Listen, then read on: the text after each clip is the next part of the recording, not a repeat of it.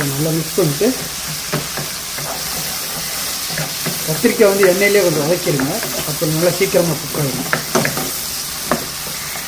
இந்த ஸ்டேஜில் fire slow போட்டு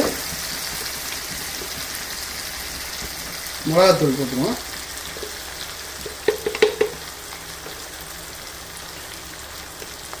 இந்த கையோட மீன் கறிச்சு போட்டு ஒரு மிக்ஸ் லைட்டாக ஒரு மிக்ஸ் பண்ணிட்டு அவ்வளோதான்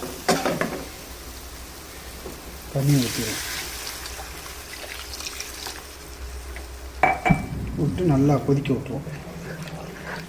தண்ணி வந்து நான் ஒரு 2 கிளாஸ் ஊற்றிருக்கேன். ஸோ உங்களுக்கு எவ்வளோ தேவையோ அந்த அளவுக்கு நீங்கள் ஊற்றிக்கலாம்.